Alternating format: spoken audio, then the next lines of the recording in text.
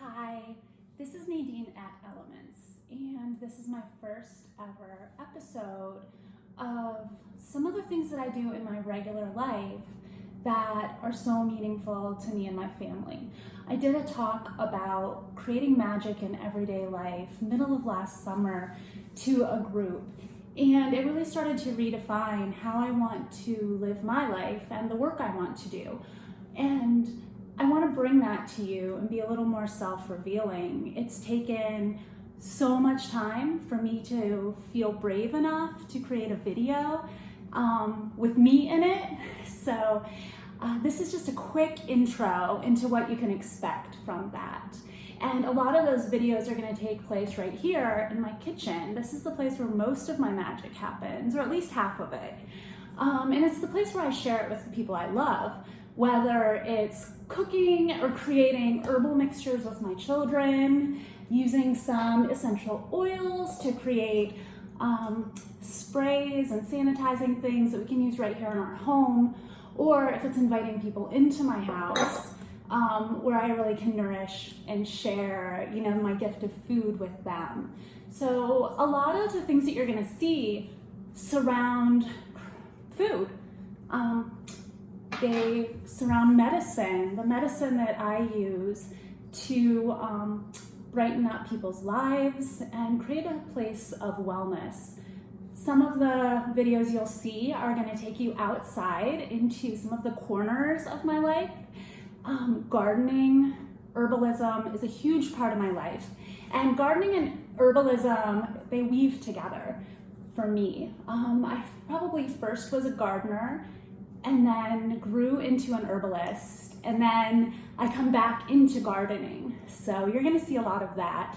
I'm going to share meditation practices and maybe some yoga tips. Of course, that's what you expect from me. But today, I'm just gonna introduce you to the little corner of my home where all the magic happens. And it's this cabinet. And in the very back of it is a hiding place. And in this little corner, I've got teas, tinctures, oxymels, basically herbal concoctions and magic making that are waiting for me to bottle. Boxes of herbs, labeled what's inside, and then on each bag of my herbs, there's dates. So I know that they're fresh, and I want to create high quality magic and medicine in my life. So I'm going to teach you how to create a cabinet like this in the future. And then what do you do when you get all these herbs? Picking up where I left off, high quality herbs. You'll know right away, my talent is not in video making. My talent is in magic making. So bear with me through the ins and outs of creating these videos. The high quality herbs that I recommend could be bought locally in a store close to home. They could be gathered from the forest through some wild crafting or your own personal garden. And I'll teach you a lot about that later. Or they can be ordered online through bulk herb store. That's not the right name, but you'll find it.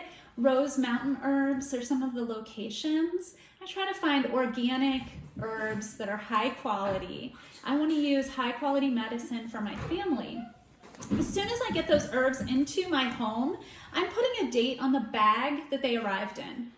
Then as soon as I have time, perhaps the same day, I'm putting them into glass jars.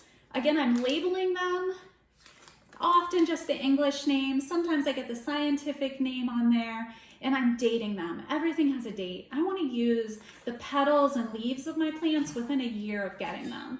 And if it's the roots, more hardy barks, maybe I'm going 2 years. But the fresher, the better. Even if they're dried. Okay, so these are all dried products. I'm storing them in a cool, dry place in a cupboard or pantry area, just like you would store root vegetables, herbs and spices. But you want to use them sooner than later. And if I can't use them right away, I'm going to get my jars out. I'm going to soak my herbs. Again, I'll teach you this in Everclear and vodka, brandy. I'm extracting the medicinal qualities from these herbs and creating a medicine form that I can use later. So we're going to review that, but I want to go back to what we're trying to gather today, which is how to get started. What do you need? How do you create this cabinet or your own medicinal apothecary in your home? So let's continue with that. So self-editing, and I'm back. This is the cabinet that I'm going to teach you how to create in your own home. It might not look like this. It might look like a small toolbox of the bare necessities of what maybe you are working with right now to create your own magic. And that has to be yours. You'll feel guided as to the products and supplies that you feel you need. Some of the things that I collected over the years that you might begin to look for, beeswax. Beeswax is in so many of the salves and ointments and lotions that I make. Little jars that perhaps something else came in or that I ran into at a secondhand store or wherever. As you're buying products and they become empty, I might tear the labels off of an old maple syrup jar, and this can suddenly be what I'm going to bottle my cough syrup in.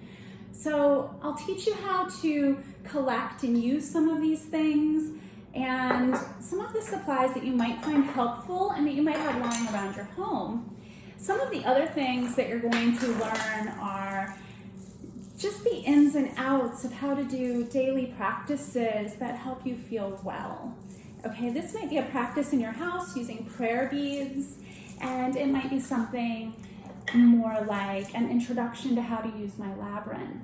I really want to teach you how to use that space and how to share that with maybe your loved ones, people that you know who are going through a rough time or looking for clarity and a connection with nature. So you can expect that the next video probably will be an introduction to that meditation space and the hours that you can use that. And then inserted will be so many, I hope, videos on creating medicine, creating magic in your everyday life. So thank you for joining me. Thank you for your business over the years. This isn't at all going to be business oriented. This is just sharing. I don't want to be paid, compensated in any way. I want to share the love that I have for creating magic and medicine and meditation and just a general sense of wellness with you. So thank you and be well. Namaste.